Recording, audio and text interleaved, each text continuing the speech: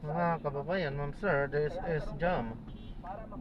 Filipino channel na niya pong lingkod. So today is January 21, 20 at 26 at tayo ngayon ay pupunta dito yan sa may Avida Tower Sola Tower 2 sa may Vita Drive, Bagong Pag-asa, Diliman, Quezon City, at dadalhin po natin yan sa may YCT building sa may EDSA corner, Eugenio Lopez Drive, South Triangle, Diliman, Quezon City po yan. Okay, magbabalik po tayo mamaya konti pag nakuha na po natin sila. Disclaimer lamang po ang content po natin na kayong sada at hindi ang passenger, kaya nga naman sakasakali mo po na may marinig kayo mga pangalan ng lugar, pangalan ng tao, pangalan ng organizations, government o private man yan, ay wala pong kinalaman ng channel nito at wala pong pinapatungkulan. At kung anong pinag-uusapan dito ay pawang dito lamang po yan sa loob at wala pong pinapatungkulan sa labas. Okay po, magbabalik po tayo mamaya konti pag nakuha na po natin itong ating susunod na misyon.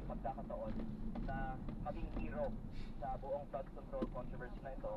At puso siyang umuwi pa sa bansa para humarap sa Senado, kaya mabuti din naman po yun, di ba? At I guess this is the first time this is being discussed because I haven't seen people calling for it. Pero sana si Secretary Manny Bonoan ang magiging state witness dahil ito po ang punto ko. Ang lumalabas sa mga listahan ng mga projects and contractors na ito, sa mga pondo na hindi ina-allocate ng mga congressman, daan-daang bilyon na mas kakonti ang mga nakakuha ng mga mas malalaking mga halaga. Corruption is centralized in the central office of DPWH. Ibig sabihin, not again my allegation, but just observation by others from this data, there is centralized corruption sa central office ng DPWH.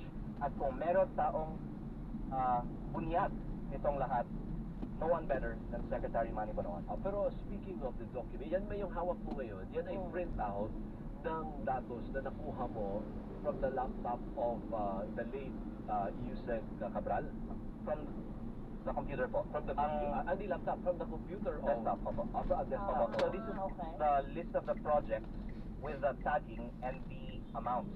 And after the budget was approved, it was bid out. Kaya dinugtungan namin po yung list of contractors who were awarded them. At yung isang panawagan namin ay sana yung mga contractors magsalita naman.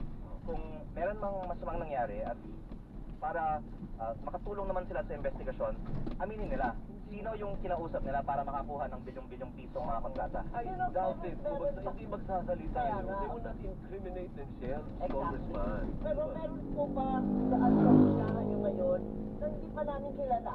Kasi meron ang dami na nilabas na mga pangalan at mga korporasyon. I mean the likes of Vizcaya, the likes of Wawaw, Sims. Oo. Dito may bago po ba kami hindi pa kilala? Yung mga contractor ay kilala na. Okay. Yung mga proponent na nagpapapondo ng mga proyekto, yung hindi pa kilala. You mean the politician? Oh, the Opo. politician. So sino yun? Hindi ba nakalagay dyan? Walang pangalan ng mga politician? Alam na ng taong bayan na congressman, senators at iba pa ay may mga allocable. Pero nabanggit na po ni Senator Ping Lacson, meron pong at least 5 cabinet secretaries plus iba pang mga undersecretaries na may mga allocable. At Sino yun? Can you name them? maganda pong tanong yan. At gusto kong sana lumabas sa Blue Ribbon Committee hearing ng Monday, pero ang payo sa akin ng iba, wag pong bara-bara. Dapat i-verify natin. Kasi nakasulat po ang mga pangalan nila, pero dapat may tukoy na may kaugnayan sila talaga sa mga proyekto at sa mga contractor na yon. Yun nga po ang nagkakaroon ng question ngayon.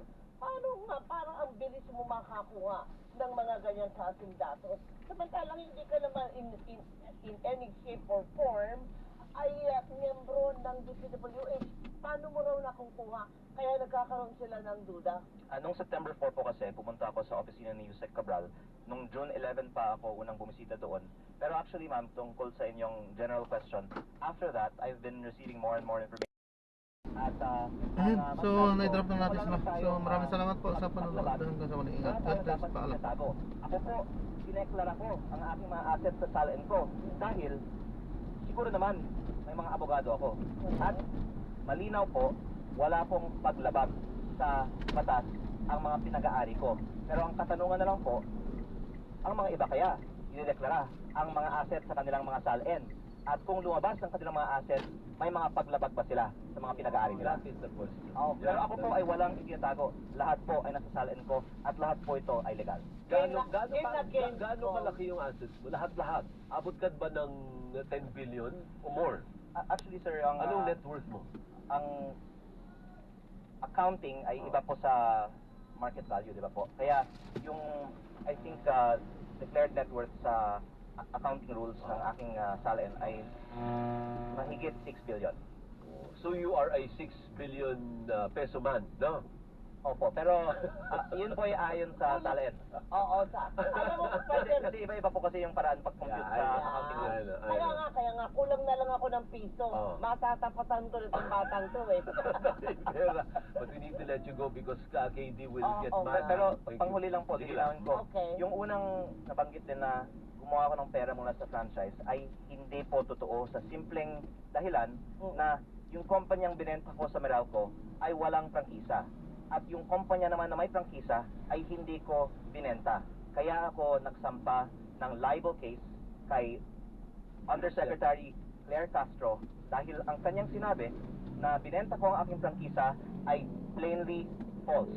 At uli, ayaw ko pong makulong si Yusek Claire Castro, pero ayon po sa payo ng aking mga abogado, dahil sa malinaw na kasinungalingan na ako ay nagbenta ng prangkisang ito, kayang ipakulong ang mga nagsasabi ng kasinungalingan na ito. Ang naunang nagsabi nun siyang Budsman, hindi dapat dinamay mo siyang Budsman Remulla. Oo nga. Actually sir, nabanggit ko noon na siya po kasi ay kaibigan ng aking ina, Oo. kaya Oh. hindi po siya kasama sa kaso. Unfair naman yun. Pero dagdag ko po ito, Oo. on a serious note, siya po kasi ay impeachable officer. Kaya ayon sa payo ng